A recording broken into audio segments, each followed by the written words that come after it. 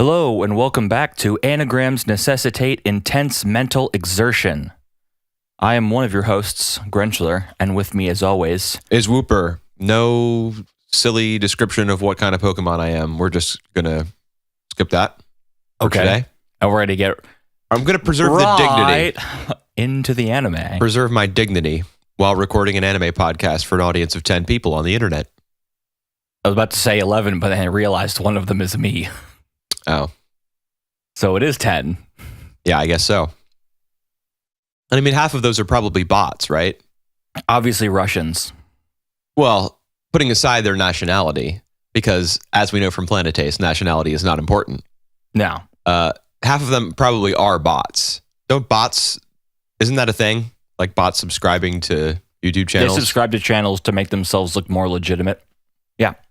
No, I don't mean using bots to buff up your own channel's numbers. I mean, don't bots just subscribe to YouTube channels? And every once in a while, they get purged. The bots subscribe to channels to make themselves seem like regular viewers. Oh, I see what you're saying. Rather than seem like bots. I'm not to give themselves legitimacy as quote unquote YouTube accounts. Right. So that when they post links to giveaways or whatever in random comment sections, it seems like, oh, this is a real person and not, oh, this is a bot. I'm getting scammed. So I wonder what the stats are on the average channel. Let's say a channel with 500 subs. What percentage of those are bots? Just on average? Probably very small. Think so? The low number ones are very rarely bots because bots legitimize themselves by blending in, by subscribing to people with millions. Yeah, I guess that makes more sense. So how many of what's the most subscribed YouTube got? PewDiePie? 95 million. What percentage of his subscribers are bots? At the last purge, he lost like 300,000. Is that it? YouTube occasionally purges bots. Yeah. There was a meme to subscribe to him for the longest time. He gained 30 million subscribers in 6 months. Who the fuck cares? Let's talk about anime. Yeah, that guy's a prick. Probably. I don't know. Famous people tend to be that way. But our channel's small, so we're good people. Obviously, we're wholesome and homegrown. Mm-hmm. Just like fruits. So let's talk about a basket of them. Okay. This is episode 7. And I'm pretty tired of this show, gotta say. I like this episode, actually. Really? It felt more like brooding and dramatic like the first episode did. I mean, it was melodrama, but it was What was dramatic about the first episode? I don't know. The first episode felt more like a drama to me.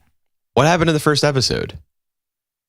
You meet a character whose mom is dead, who's living in a tent in the woods. Yeah, but that episode was like relentlessly positive. It was relentlessly positive, but the atmosphere of her life and surrounding it was brutal and depressing. Yeah, but the tone of the episode wasn't. This episode was much more like, oh my God, I have such a tragic past. Woe is me. My name's Hattori, but somebody called a character names me Harry. Hari. Yeah, his whole thing with his lover, or I don't even know if they could be lovers. I don't know what the deal is. They were trying to get married, so. Well, yeah, but I'm talking about the mechanics of. Well, they just can't hug each other. Or embrace each other.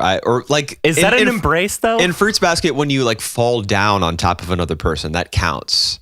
So I guess it depends on the position, right? Missionary is probably a no-go. Right.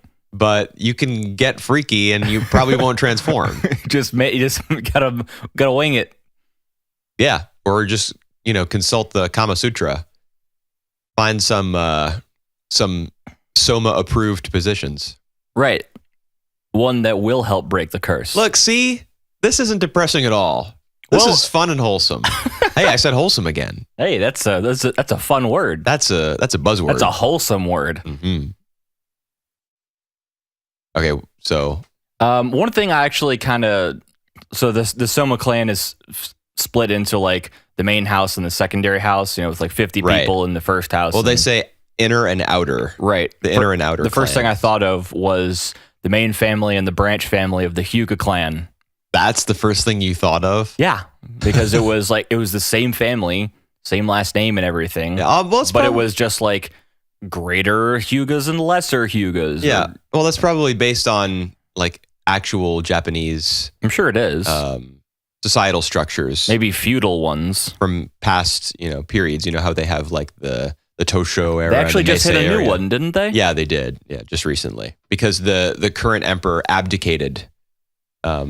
He left the throne without dying for the first time in like hundreds of years. But isn't the emperor in Japan just a figurehead at this point? Yeah, he's like the queen in Britain. Yeah. Yes. To my knowledge. Yeah, they have a government sort of like ours. That's what happens whenever we win a war. Everyone just kind of turns into a version of us. No, they don't turn into one. They're forced into one. We step on their neck until they, adopt all of our governmental systems and values. It was all forgiven when they gave us a lot of trees. Did they? Oh, all the cherry trees in DC. Yeah, a mark of forgiveness if ever there was one. Some trees. Sorry we bombed your people. Give us trees. Yikes. Now that's depressing. Oh, there were some cherry trees in this episode. Yeah, I mean it's a common tree over there. Well, yeah, but it has, despite being, I actually don't know how common it is. I'm pretty sure that all the areas in Japan where there are a lot of sakura trees, that's Japanese for cherry trees, by the way. Good to know. I'm sure that there's been a concerted effort to plant them there. I'm sure they're not just like springing up out of the ground left and right.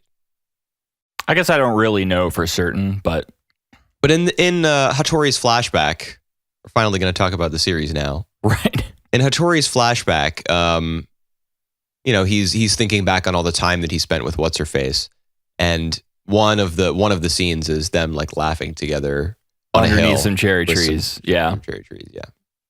Because it symbolizes spring, rebirth, love, and happiness. Or spring is what comes after the snow.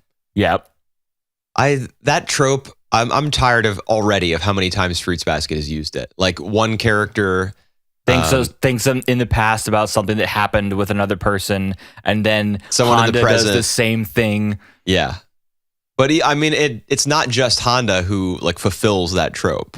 Remember the scene where she's talking to her family, like her extended family, perhaps her aunt and her cousin and her grandfather and stuff. Yeah, and then the two boys, Yuki and Kyo, they come in and they're like, "You're coming with us." And then Kyo says something like, "You have the right to, be happy. You don't have to suppress your own right." Which is desires." a flashback of what her mom had said to her. Right. So that just seems to be something that the author of Fruits Basket really loves, when one character in the present echoes another character from the past, like the impact that has on character number C or letter C in this scenario.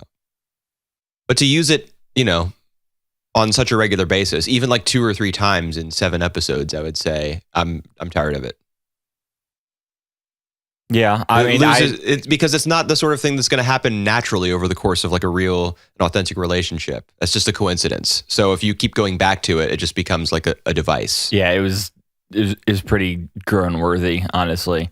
Like, oh, they're drawing parallels between the girl he loved and Toru. I never would have guessed that they were going to do this. We got the reverse harem element. So now he's at one point, he kind of repeats to himself that. What is it that he repeats to himself about the girl, about his lover from his past? Right. He's talking about like how I don't know, something about how wonderful or mysterious she is or something like that. And he's like, I don't know. I can't properly critique this moment because I can't call it to mind. But it's kind of implied that the way that he used to feel about her, he's now kind of applying that same wish that he had for her to Toru. Like I hope that she lives a full life or because something along those lines. I don't think that he was thinking about Toru during that, because the girl that he was going to marry had just passed by her and on she's her like, way to getting married with another dude. Yeah. And she's just like, but he's not as handsome as he is. Yeah, I just thought all of that was like, and I also thought the order of events in this episode was bizarre. Like Toru's reaction to his tragic past comes near the start of the episode. You know, she hears about it and she's like, and then the little blonde German boy, Yes. question mark, Boy. is like, oh no, did I make you cry by telling you this sad story? And she, I don't know, she denies it. She's like, no, I'm just sad. People think that I don't want to like you or something. I don't. These are tears of happiness. So that happens, and then we get his entire, I made you a horrible sweater backstory. with my tears. I don't understand. Like, as the author, wouldn't you want us to like receive the information about the character's backstory first, and then so cry that about and then we see Toru crying about it, so that we're on the same page as her emotionally. Like, to do it backwards does not make a whole lot of sense to me. Yeah, I don't in terms of composition. So the German boy explains and tells Toru about his entire past, and then we see a flashback about the exact same thing we were just told. Right, and that's the episode. Yeah, Mostly is the flashback. That takes up probably half. Yep. And also the whole reason for her to visit the Soma estate or whatever it is was to visit Akito. Isn't that what's his name? I didn't write it down. I just Hattori. put Dr. Dude. Hattori. Wasn't that what Hattori said to her on the phone message where he's like, you better come or else you know what'll happen. Didn't he say that Akito wants to visit you? And that Akito wants to meet you? Yes, exactly. Wants to meet you. So that's why she's being summoned. But for some reason that just gets like nixed. Yeah. Yeah. I don't get it. Like I just don't. I understand the story of the episode, like the flashback, the story within the story, let's say. That's real sad for him. But lots of other strange choices here that kind of distracted me. Yeah. But we still didn't learn about the curse. Well, we learned a little bit more about Akito and like how he's she. Who? Akito's a she. No, I think Akito's a guy. Akito is definitely a she because you see her in a car. That was a dude. That was a girl. All the men look feminine in this show. Well, okay, some of them. So if all the men look feminine, then Akito appearing to be a woman may be a sign that he is in fact a man. If I can't get laid, no one can. That's the curse. So you're presuming that you're presuming that Akito is a woman and that she had a crush on Hattori, and that's why she was like, "No, you can't marry him." No, that's not what I was saying. I was just making a joke. I think she's a girl, but I don't understand. It's a dude. This is a reverse harem series. Most of the Somas are guys. Right, but that doesn't mean the head of the household isn't a woman. I think it does, just because I don't know. I in the flashback she looked like a girl. She. Fuck you. All right. Whatever. It doesn't matter. It just doesn't.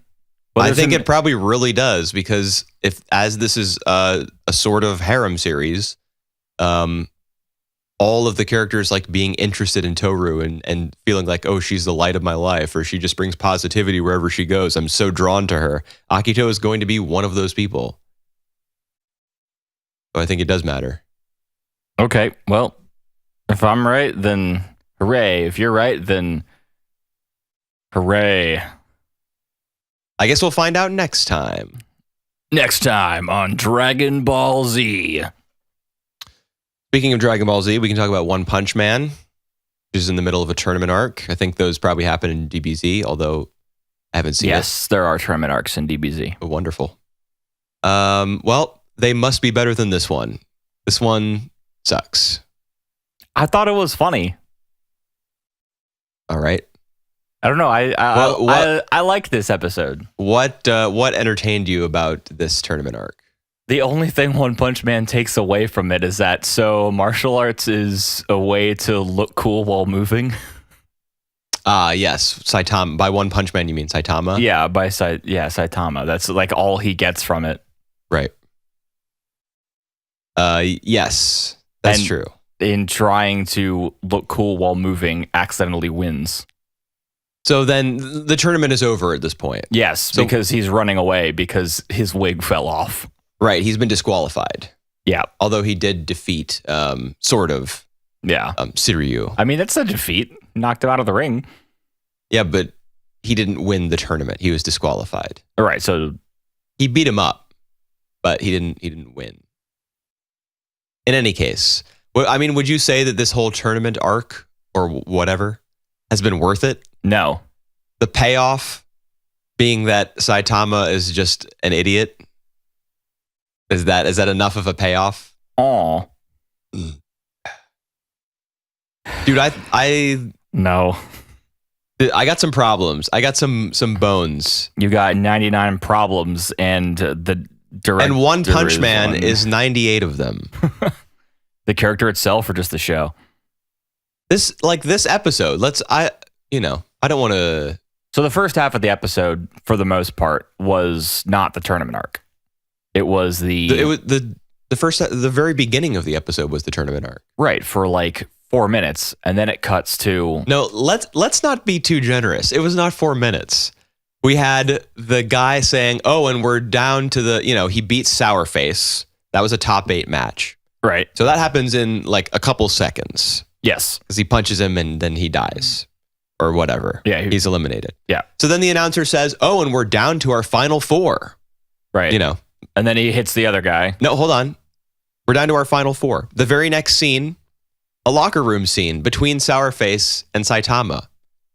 What does Sourface say to him?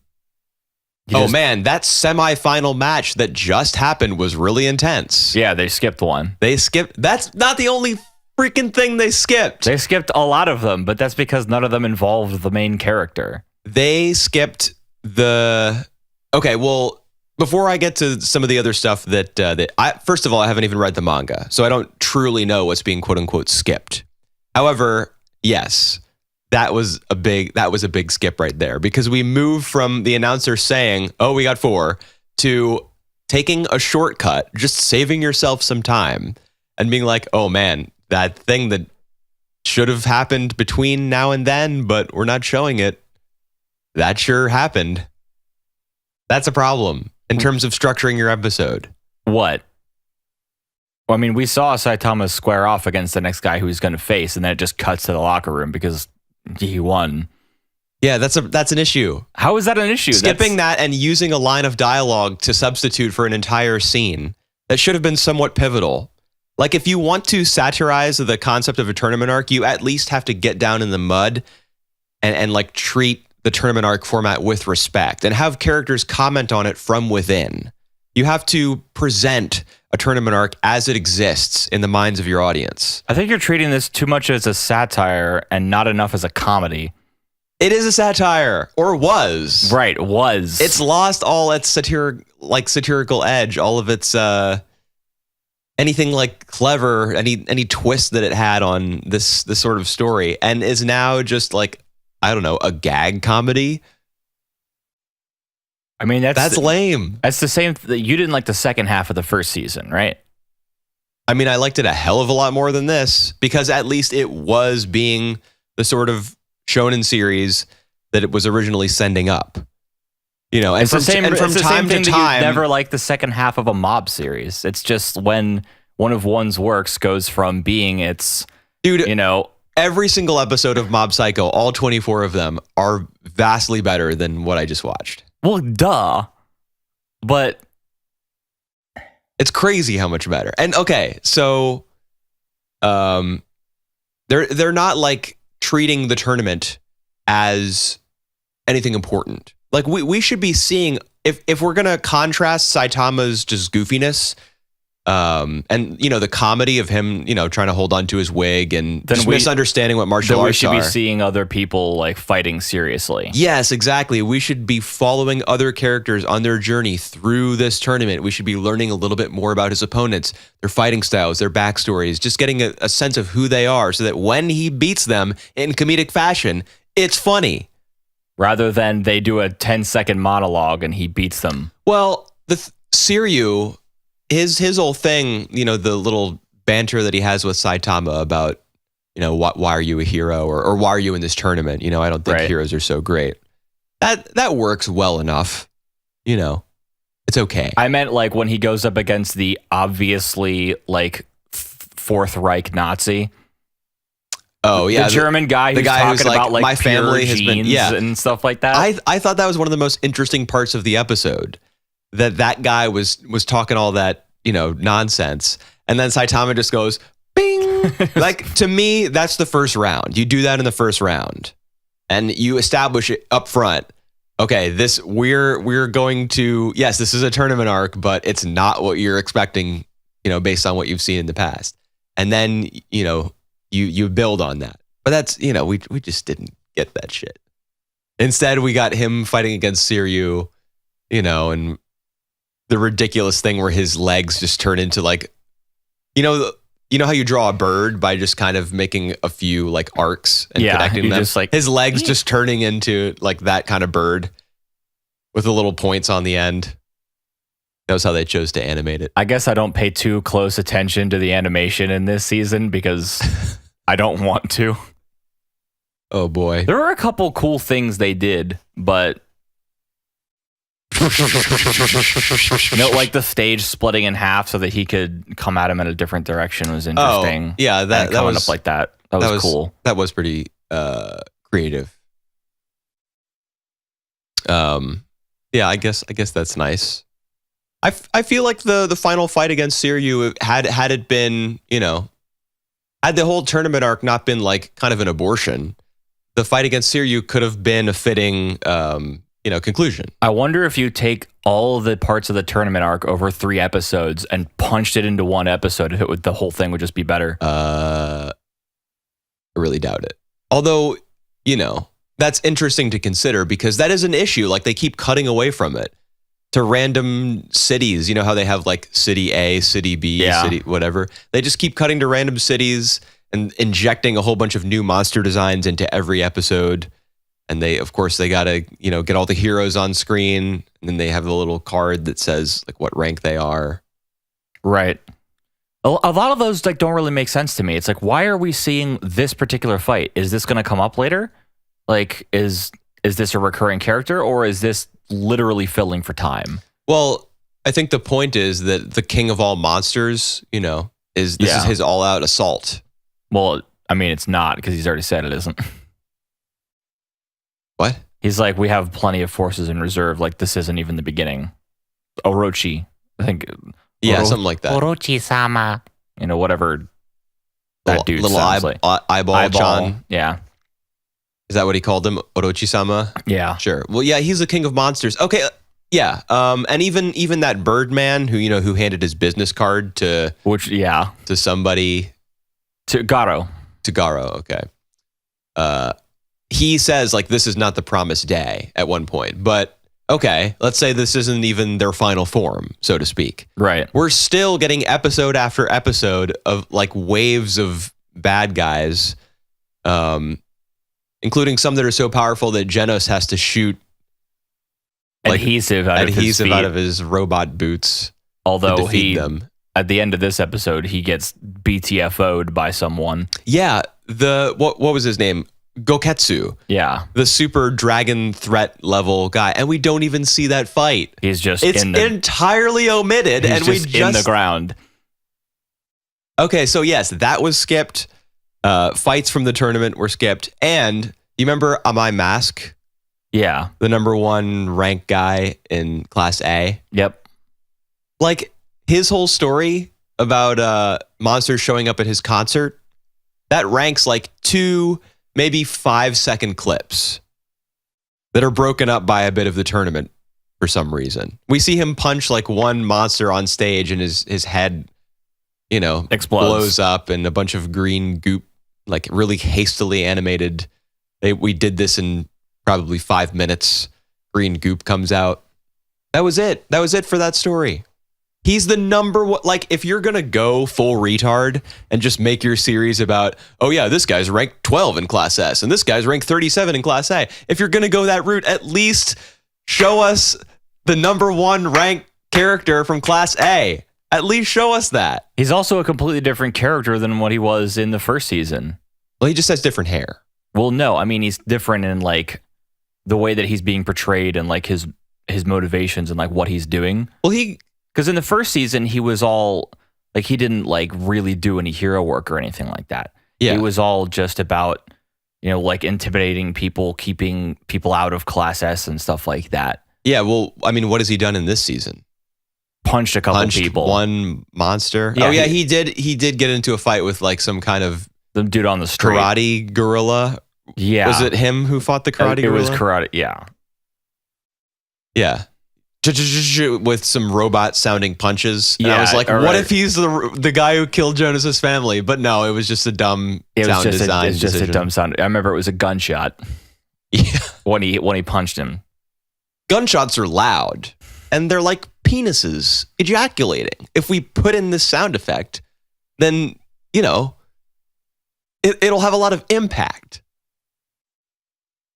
Yes. Yeah. I got problems, man. Got problems with what One Punch Man has become. I got 99 problems, and I saw an animation comparison between last season and this season, and I want to cry. What do you mean? Like, there was someone who took, like, Saitama did, like, multiple jumps from side to side in the first season, and he did it in the second season. They Oh, just that played same the clips move back where to back. Yeah, like when he's doing the test and he's jumping side to side really quickly, it does that. Yes. When Genos does his machine gun blows hit against Saitama, in season 2, it's literally a bunch of fists that like fly forwards in a still frame. Yeah, and like 20 of them, right? That and in kind of season curve. 1, he's hitting him like 6 times in 2 frames, and they're all individually done. I know what episode that is too. That's episode 5, the one where they have that that practice fight in the what would you call it? The valley between the mountains, which end up getting obliterated by Saitama's punch. Which he stopped short of hitting someone. Yeah, he does the same thing kind of in this episode where he punches at Siryu and all his clothes get ripped off. Yeah, and he stops. He's like, "Oh, I almost ended the fight too soon." Yeah, and then once Siryu has his clothes off and they have to draw the human form instead of some loose-fitting clothing, there were some definite issues. It's just like that shape doesn't fit under there. Yeah, like the long shots where it was, let's say, Saitama's back in the foreground, him facing Siryu, and Siryu kind of on the other side of the ring. We got some really Off model. weird looking attempts at drawing a human man. There's one part where, like in season 1, where Genos is telling Saitama to come at him, and he kind of like shifts his stance, but every individual finger on his hand closes up individually. I can picture that right now. And it's just like, what? Yeah, season 1 was fucking cool, man. Yeah, and this one so far has been anything but. Hey, but at least it was goofy. Stop making me second guess myself in 10 minutes time. Oh boy. I was going to complain about one more thing as well, but What, I'll the story? Just skip that. No, I punched as many holes in the story as I could just now. The structure of the episode. It's cutting back and forth between too much shit. Well, we also A learned, million different cities with a million different monsters. we also learned heroes are turning into monsters. I know what you're talking about now that you say it, but that didn't even register as important to me. I was too busy trying to memorize, like, you know, That's why what they're- rank in Class S Pig God was. That's why there are so few heroes and so many villains. They're literally like leeching them. Oh yeah, you're talking about the thing with all the swordsmen, Yeah. right? Yeah, and the monster cells. Yes. Yeah, that seems like a really important plot point. If it's not elaborated on beyond this episode, then you know they really fucked up in their adaptation. Yeah. Because, like, okay, you're going to introduce that. And to be honest, I could see that never coming up again. It just seems like they're trying to get through this shit. It's like they have a bunch of it's like they're going chapter by chapter being like, all right, what happened in this one? What happened in this one? What happened in this one? Yeah, and that's what adaptation is in general. But I just have like the feeling watching this, given that there's omitting a bunch of stuff, fights between not just like random baddies in the tournament, but between Genos and a dragon level threat monster. I think the last time we saw Genos, he's like, something's coming. And then the end of this episode, he's Something like came. busted into a crater and a dude with 4 eyes is walking away. And it's like threat level dragon. Yeah. I'm like, all right, that's a good introduction. Well, we saw him in a previous episode as well. I mean, the last This Goketsu guy. The last threat level dragon we saw was that giant centipede that came out of the ground. Yes. He had a bit more of a grandiose entrance than slowly walking away. Well, he's got many more legs. That's true. The more legs you have, the more grandiose your entrance. The grandioser. The grandiosity. Speaking of grandiose, performing in front of 100,000 people would be a grandiose adventure. Finally, an episode I liked. Carole Tuesday, episode 6. I have not been feeling this show as of late. And to be honest, I did have one pretty large issue with this episode. And that was that they played at the festival. Hello? Instead of just like not being able to. Why did they go in this direction? Why would these two random girls, sure, they've uploaded a couple of videos to their Insta account. Listen to how hip that pronunciation was. Their Insta account. Yeah, and one of them went viral or something. But they should not be performing at a gigantic festival where the biggest stars in the world. I mean, Crystal, the new character, like the pop diva, the Beyonce of this universe that they've introduced. If she is headlining this event, and the person who they're subbing in for is this like Slayer or something? Yeah, well, his name is Joshua, and he's the frontman for a band called Omega. Yeah, and there's some sort it's like a speed metal band. Yeah, something like that. And they're like a massive group that everyone knows, except for these two girls, apparently. Right. How could they possibly get onto this stage? It makes no sense at all. I mean, the way they explained it was basically, it's like, I can't give this backup position to anybody notable because I might have to pull it away from them, and no one's willing to do that. Why not? Okay, first of all, never mind. I was going to say something else, but think of all the mid-tier bands that would be dying to fill this spot, even if it were to potentially be ripped away from them at the last moment. This is the biggest music festival on Mars. Maybe because the jab that his buddy told at him earlier, being like, you're just a suit now, actually got to him. So he decided to put the girls on stage in order to get revenge, knowing that they would be humiliated? No, as like, all right, fine. It's just like, you know what, I can fucks with some smaller artist. No, there's no way, because he makes a point of saying to Gus, like, I can't take risks like that anymore. That's who I am now. He wouldn't back out on that just as a way of proving Gus wrong. Maybe he would. But he didn't. You don't know him. It just doesn't make any sense. Like, they were committed to this grassroots thing where they were, making ridiculous music videos with the help of QT 2.0. And you mean 0.5? Yeah. The beta version of QT that somehow survived throughout the ages. Pre-alpha. Actually, early access QT. Yeah. I guess, is this canonically set after Space Dandy? Because he's watching Space Dandy on his phone. I would assume. Does that mean Space Dandy's actually a TV show in this universe? Yeah, we probably shouldn't ask too many questions. Anyway, yeah, they were playing gigs for 10 people, and somehow, by some like twist of fate, I'm supposed to believe that they're on a stage in front of a million jillion people. It just doesn't 100,000. It just doesn't make sense. So they would get into that position. It is. It's very anime. I guess. I mean, I don't know. It just felt dumb to me. But I liked lots of other things about the episode. I mean, how did you feel about it in general? Now that I've complained, as I have been for the entire, what are we at for like 40 minutes? 35, but Yeah. I mean, I like the episode well enough. They go to the. He gets he's trying to. The suit's trying to call Gus's ex-wife, and Gus's ex-wife hands him the phone, and it's just like, here you go, like, this is your shot, figure it out. No, that was not Gus's ex-wife. Beth, was it? Yeah, I think so, or maybe it was the bartender. No, it was one of Roddy's connections. Yeah, it was the lady who owned the bar. Yeah, the lady who owned the bar handed the phone to Gus. That wasn't Beth. His ex-wife isn't Beth, right? I just mixed it up. That's all. All right. I mean, for a second you had me doubting myself, like, oh, maybe he's right.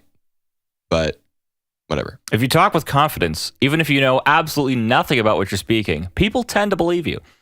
Our 10 subscribers are proof of that. I talk with confidence. Yeah, I mean, they go to the festival and they meet Skip. Yeah, Skip, or fancy bass player who sings about love, and it's like, don't lose the innocence of your music to the lure of the machine, money and fame. That was Thundercat.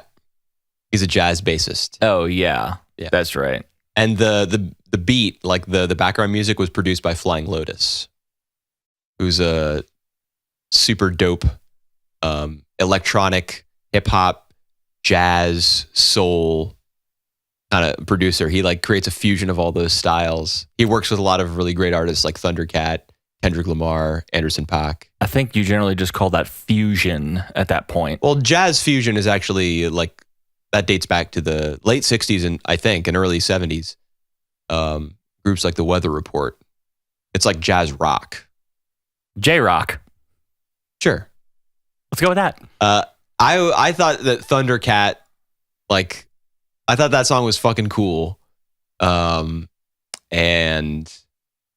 I also thought that the Crystal performance, the Beyonce song, was like really good. Yeah. Actually. I thought what was the chorus? 2 hearts, 4 broken pieces. That's what we were before. Somehow we fit together. Now we're unbreakable. Like, the word unbreakable, I think, is really overused in pop music, like as kind of a rallying cry, like an anthem, like empowerment. Yeah, we're unbreakable. But 2 hearts, 4 broken pieces, like painting a picture of 2 people split in 2 that come together and form, like, to me, something about like the math or the imagery. Yeah, it's like really, I like that lyricism there. And it makes sense. 4 broken people then to find each other, use that relationship as a method of healing, and then to become unbreakable, rather than just being like, yes, yeah, we're empowered. But instead of being like, it's like we were broken first. Yeah. Not, hey, we're 19, stealing our parents' liquor, and we're unbreakable, guys. Watch me crash my mom's car. It tells a story. Yeah. It has a beginning, when they were broken, and an end. They're not anymore because they've found each other. And what makes it more interesting is that Thundercat. Well, go ahead. Yeah. The bass player and Crystal obviously they're the 2 broken hearts that both of them are singing about. Right, but she's moved on and he hasn't. Right. So, given that fact, I mean, because these big name guest musicians, well, I'm actually not sure who's singing her part. Crystal's part. It's right there in the end credits. Did I write it down? No. Sorry to that lady. She had a nice voice. It's true.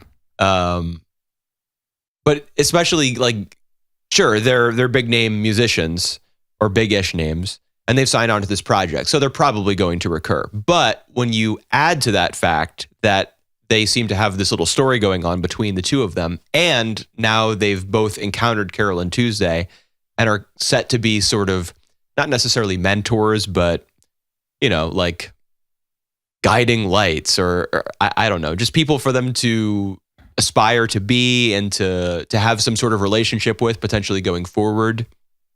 Like, the stage might be set now for this Martian miracle, like the 7 minutes that changed the world, the course of history. Yeah, like through their relationship with these people who might be able to give them more.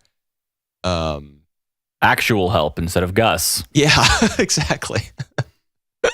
Depending on what day Gus is feeling like. Right. And then this one, it was back to normal, right? Yeah, it was fine now. It's been on and off for the last 4 weeks. I think it's literally flipping like audio directors or something. It has to be. Maybe. Yeah, I don't know, man. Either way. Two hearts, four broken pieces. Is a catchy song, man. Yeah. If I get the Pop music is catchy. If I get the soundtrack to the series, I think the Skip and the Crystal performances would be two of the ones that I actually would like go back to. You wouldn't listen to Ertegun's song? Okay, you saw Pitbull again, right? Yes. What?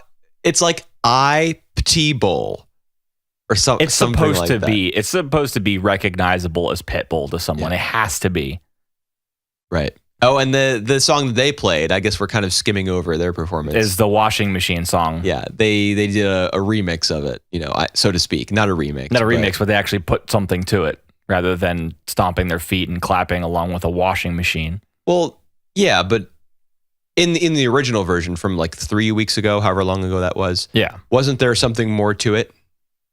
I don't remember. Once they got into like the second verse or the second chorus, the backing instrumentation probably kicked in. I don't know, but this one was different. Like the tempo was increased. You could tell that it was a live performance, something I really appreciated. Like the way that their voices were recorded. Yeah.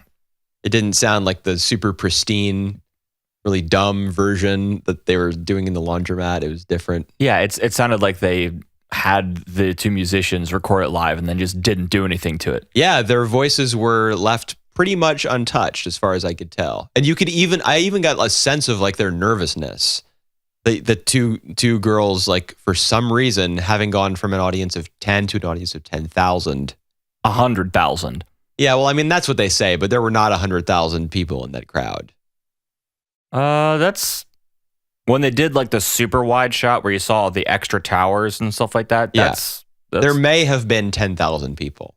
There is no way there were 100,000. Can you imagine what 100,000 people in one space is like? Yes, Metallica's played to 150. Yeah, well, that was not a Metallica-sized arena. I don't know. You should see a picture of a crowd that big, though. Yeah, festivals are the only time crowds ever get that big.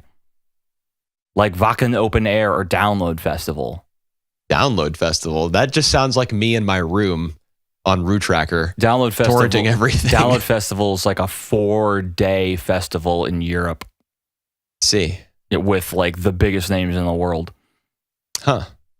And Wacken is a metal variety of that. So the crowds are only like 40 or 50,000. I see. That's still really big. Yes. Okay,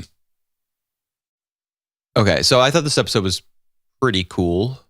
What made it cool for you, though? Was it the music? Yeah, pretty much the music, yes. Yeah. So like them stumbling upon Skip and his trailer and it being like kind of an ominous atmosphere. And, the violin lady like kicks up her leg and stops him from leaving. Yeah. And he's like, you girls are the future of this industry. You guys are pretty good, all right. Just don't go messing around with any of them drugs, all right? I thought that was pretty dumb. And like vaguely, like, I don't know, just weird. Him being like the mystical black guy. Who happens to play bass with dreadlocks. Yeah, well, I mean, I don't know. Just him being like the big, beefy black guy who offers them like a little bit of sage wisdom. And then plays soul music. It's like mildly racist. Just you know what Jeff Winger says about, have you seen the deleted scene from the first episode? Where he says, I was raised by TV, conditioned to think that all... It's like conditioned to think that all black women are sage or mentors of sage advice. Yeah. And she's like, were you conditioned to pay for your damn tacos? Seinfeld? Yes. Thank you. I'm so sorry. That's not a deleted scene. That's the episode. No, I'm pretty sure that's in the director's cut of that episode. Maybe, the DVD release. Not the TV release. The DVD release might have that then, which is the one I've seen most recently. So yeah, I mean, it's like slightly racist in that way. I don't think there's anything, especially because this is coming from a Japanese perspective. There just are not black people over there. Nope. A very small number. It's not as though I were offended or it rubbed me the wrong way or anything, but I was watching and I was like, yeah, right. Yeah, I mean, I thought the same thing. And Tuesday is like, this wasn't water. Yeah. I don't know about you, but vodka doesn't hit you that fast. Nor would the first time someone drinks it not immediately spit it out. Well, that's anime logic for you there as well. Yeah. Drink alcohol, go insane. And then immediately wasted. That's what it always is. It doesn't matter what show it is. Is that something they actually do? Probably so, yeah. I have to imagine that given how many times I've seen it. It can't just all be everyone ripping off Evangelion with Misato. Yeah, Misato throwing back beers at home, like practically in her underwear and going, Pah! Every time she finishes one. It's probably something that they do. I mean, Japanese like work life is supposed to be hell, so they get off work and they drink heavily, and it's like that's when they're really living, is when they're drinking after work, before they stumble home with a tie tied around their head. And the only reason they all stay so thin is because their diet is fish and rice. Yeah, but they love meat. Yeah. Oh, I mean, meat doesn't have many carbs. In fact, it barely has any. Yeah, but it's got a lot of fat depending on what you're eating.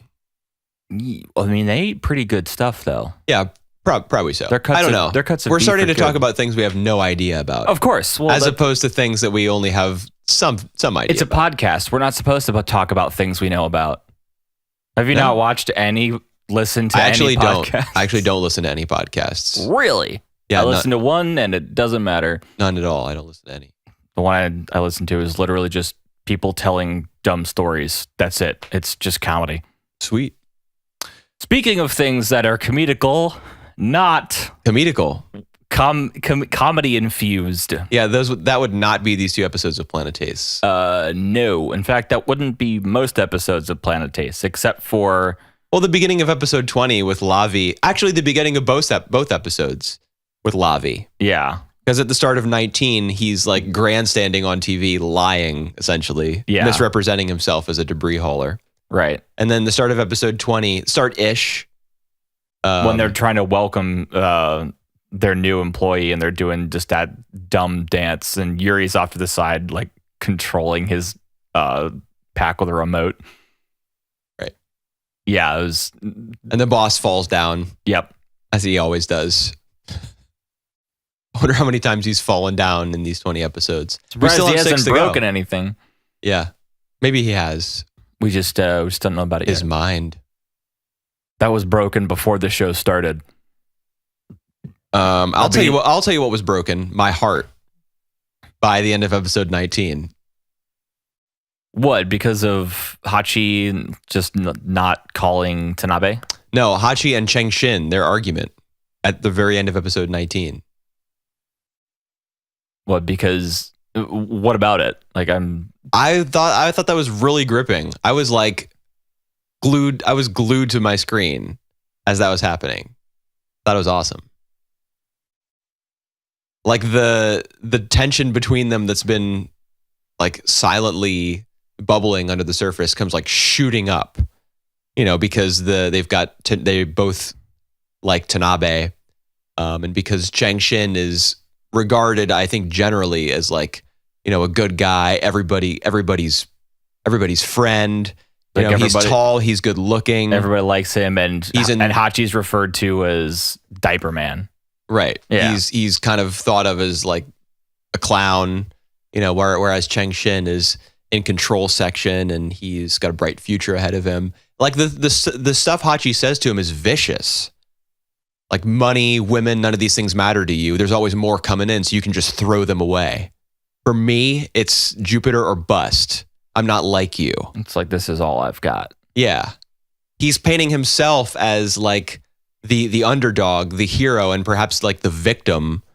Whereas Cheng Shin is the man in the ivory tower sneering down at everyone. Like this is friendship ending stuff, the argument that they have. So I was like, okay. Yeah, it was nuts. I thought it was really well written as well because, Hachi is obviously, he is being childish, as Cheng Shin points out. They are adults, but Hachi throws it right back at him. Don't talk about dreams. If you're going to take that stance, oh, we're adults, then don't talk about your dreams as though they matter, because mine matter. I'm going to Jupiter. He's being like holier than thou, and he's being vindictive, and he's being like very human. So Cheng Shin, he's got his side to the argument, and Hachi has his, and you can understand where each character is coming from. It's the sort of character writing, the sort of conversation that I'm sure takes place between people. Friendships ended every day this way. I thought that was awesome. I guess I didn't take away as much as you did from it, but when I first watched Planet Taste, and it was probably one of the first 10 anime that I watched, like in recognition of them being anime, not counting things like Pokemon. You had Bebop, Death Note. Pretty sure I sought out Samurai Champloo pretty quickly after Bebop. Planet Taste was probably in that first 10. And I remember thinking that the second half, like Hachi was just being a huge jerk to everyone, and he goes through his spatial loss disorder, and he kind of emerges on the other side a different man. I just thought that he was like really annoying. So I didn't like the second half as much. Watching it now, I'm like, holy shit, this is really good. It's like I finally understand Hachi. Yeah, well, I just have a different perspective. I mean, I'm so much older than I was back then, probably 15 years, maybe more like 12 or 13. Yeah, because the Planet Taste would have come out like only a couple years prior then. Planet Taste was 03, Death Note was 06, and I'm pretty sure I watched Death Note like almost immediately as soon as it was available in America. Right. Like subbed. So then, yeah, that fits your time frame. That would have been like 2006 or 2007. Anyways, so that's me talking about the part of these two episodes that I love the most. How'd you feel in general about these episodes? I'm done. I'm off my soapbox for a bit. I liked them. I mean, we have to expect that Hachi passes. Otherwise the story basically ends there. I mean, but couldn't it? Couldn't he just have to go back to Technora with his tail between his legs? His job's been filled. Well, I guess that's true. Yeah, as of episode 20. But they could bring somebody else on. I mean, they've got the cachet, so to speak, not the money, but like the recognition. Right. Lavi went on TV and proclaimed that he was a debris hauler and that they keep space safe, and that they were just doing their duty. He was using his intuition. Blah blah blah blah blah. I'm sure that 1 million people saw that broadcast and ate it up with a spoon. So they could probably afford to shell out for another. New quote unquote new employee and bring him back. They could just be like, we're bringing back a veteran debris hauler who helped find the mine. Right. And say, yeah, exactly. Easy spin. But yeah, I mean, it was originally focused mostly on Tanabe, but this show has, at least the second half, maybe as you stated, has shifted to being about Hachi. I think it's always been about Hachi. Tanabe was just the focus of the first episode because we learned about Half Section and the Seven and Technora like through her eyes because she was new. But I think Hachi has been the center of things since the beginning. Yeah, he is more now than he was in the first half. I can agree with that. But yeah, I mean, he was the focus with like the Lunar Girl and with the stuff with Giggle affected him more than anyone else. And yes, yeah. So it is seeming more his show than you originally think it's supposed to be. Right when you first start watching. Right. I mean, I guess there are people who are single-mindedly focused like that. And you have to wonder, like, are they doing it out of selfishness, or is it really like a drive to it's like it's their life's goal and they'll just sacrifice anything to get to it. Yeah, even lives. even kill someone. Yeah. as a character nearly does in this episode. Yeah. And they knew that would happen. You know, all the dudes doing the testing, they knew that. Yeah, they say there's an ethical issue with the test. That's why they have all the emergency teams like right on standby in case something happens. Yeah. Well, because they also do deprive them of oxygen, like for real. Yes.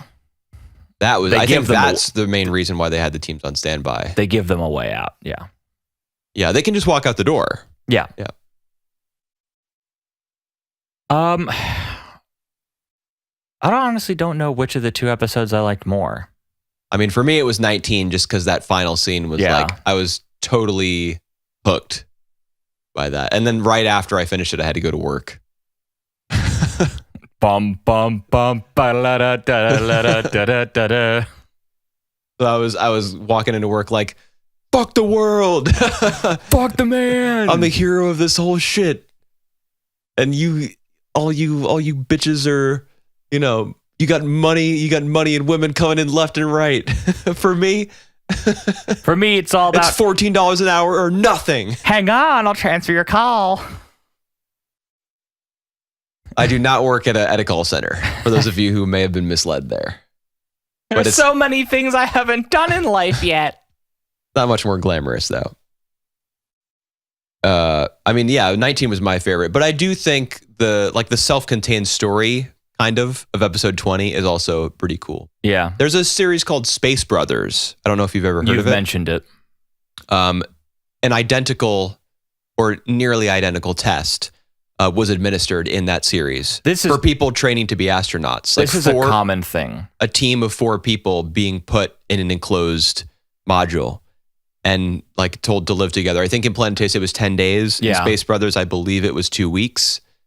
So I think this is probably a real training method for astronauts. It's either a real thing or it's absolutely a trope, because I've seen it in other things too, where they put like random people together and it's like, oh, complete this task, and task turn, and there's like a, you know, there's an ulterior task in there that's very Lord of the Flies ish. Right. I've seen that in a lot of sci-fi that has like team building and stuff like that. Yeah. Well, I mean, Planet Taste does seem pretty committed to realism. In terms of its science. Maybe stuff like this was done. And Space Brothers was too. It was also like, you know, it had input from NASA and JAXA. Maybe stuff like this was done during the original like lunar launches and stuff like that. It's like they had to get the best of the best, and they didn't care what methods they needed to beat the Russians to the moon. Well, I'm not talking specifically about the twist at the end, but I am talking about 4 people being forced to, you know, cohabitate in a module, just running tests and things for like a couple weeks. Yeah, team. It's like, can you work in a team? Right. But you specifically gotta in that closed environment. Yeah. I mean, think about it. I thought that was pretty. It's like a nice structure for an episode. You get to see what each character is made of. That's it. We're doing a box episode. Yeah, it was a box episode. Although, what you mean is bottle episode. Bottle episode. I said the wrong thing. This was not a bottle episode because it cut outside of the module. It did, but for them, it was We got to see Cheng Xin force himself on Tanabe. And she bites him. Yes. What did I write about that? Cheng Xin tries to take what he wants and gets bit. Ya bit. Ya bit. So many Community references. Thanks, Dan Harmon. No thanks to that guy. That guy's a crazy guy. That's true. But he's an insane person. He made some good shows though. What else? Does he Cheng Xin says something to Tanabe, basically just like that Hachi said that he doesn't need friends or a girlfriend. But he never said a girlfriend. Yes. Yeah, he never lied. said that. I mean, but to his credit, I mean, it's not really to his credit, but doesn't Cheng Xin say, like, I'm willing to cheat and steal in order to get what I want? Yeah. To Tanabe right before he like goes in for the kiss. Right. So he's true to his word. in terms of his willingness to cheat and steal. Yeah, I was like, I heard that right. It's like, it's like, he didn't say that, did he?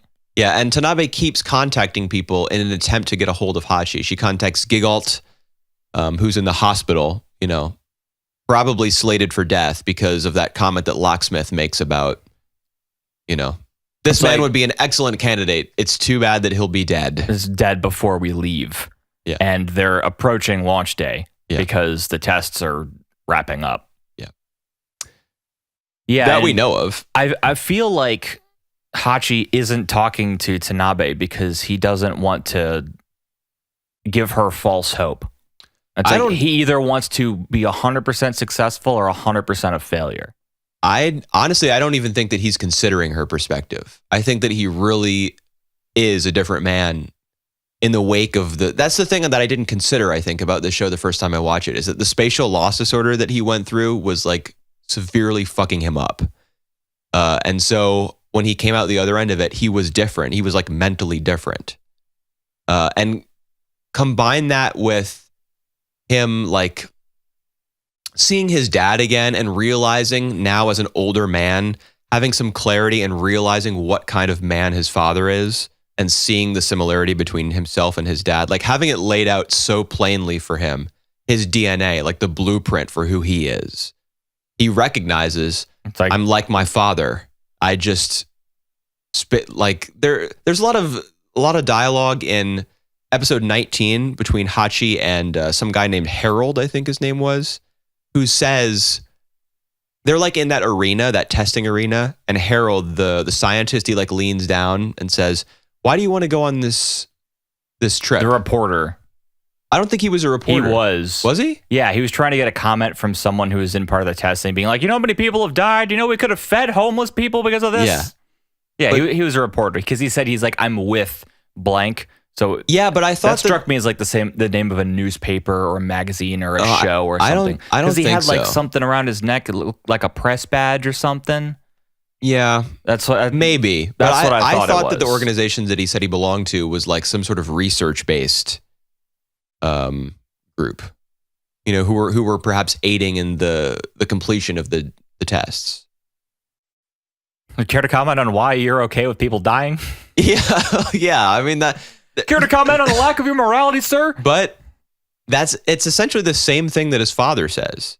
His dad says to him, like, space is a young man's game. And if you really think about it, it's the rocket man who at the dawn of the century, his obsession with getting into space, he essentially dragged all of humanity behind him in his, with his passion, with his drive to get up into space. He dragged entire nations behind him, like in his wake. And that's what set us on the path that we're on today. Which is Von Braun. Yeah, and he says that when he's excusing himself and being like, no, I'm going back down to Earth. But then he sees Locksmith and he realizes there's more work to be done. And Hachi, seeing his dad come to that realization, feels the same way.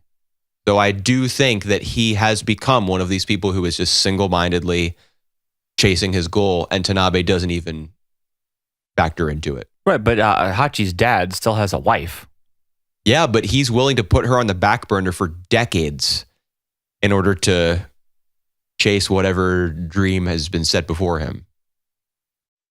That's why his kids hate him. He's never around. He makes his wife suffer. I don't think she suffers. Well, maybe. I think she does. I think she's lonely as hell. She's alone in that house. Well, no, that's not true. His younger brother is still, he's still at home. Yeah. At least she's got that. But when he moves out, she's going to be like an empty nester to the 10th degree because everyone else is literally in space.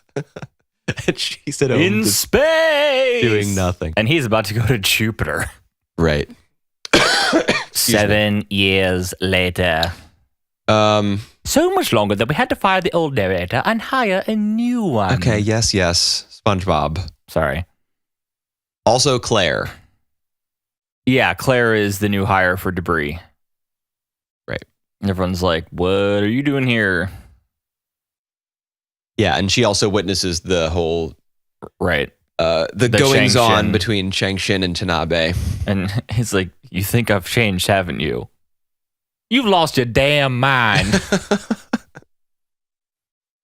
That wasn't a very good El Tanakan accent. No, it was not. My El Tanakan is rusty. I don't know what they're doing with Claire. I don't know where that's going. I don't know either. I can't remember. Actually, I do have a vague idea, but I won't say, because I think I may be remembering some of it kind of accidentally, like remembering it correctly. So I won't mention my theory. I mean, there's obviously the old connection with Claire and Hachi. Right. And we never really learned why they broke up. I think it was because she was on the up and up. She was on the fast track, and he was okay with just being where he was. Yeah, I'm sure that came between them. And now, as well as him being like an idiot, right? And now Tanabe's with him, but he's on the up and up. He's about to go to Jupiter, maybe. Right, and Tanabe's kind of being left behind. Right. Yeah, I didn't draw that connection. That's pretty good. Pretty good parallel there. And now the two of them. Now Claire has been left behind as well. He's been demoted. Right. Yeah. He's working for half section, which I'm sure that 6 months ago, however much time has passed, she would have scoffed at the idea. She would have been like, "I'd rather die." And now here she is. Yeah. Now she's dying an occupational death. Yep. All in all, some pretty good stuff. Lots of characters moving in clear directions, but they haven't, not so clear. Right. Well, parts of them aren't so clear. Right. We don't know where they'll end up ultimately. This series is not telegraphing itself as so many do. In your real life, you don't know what's going to come next. You might have an idea of what your next 3 months look like, but even that is uncertain. And you might not have a 5-year plan. I don't even have a 5-day plan, man. I have that at least. Really? Yeah. My boss gives me my schedule on a weekly basis. That is a plan. I think I've mostly run out of things to say. I've got a couple more little details on here, but nothing too crucial. Nothing earth-shattering. No, nor Jupiter shattering. We'll save that for the last 6 episodes of Planet Ace. Sounds good. Which you can catch on the next 3 episodes of this podcast. And on that terrible disappointment, it's time to end.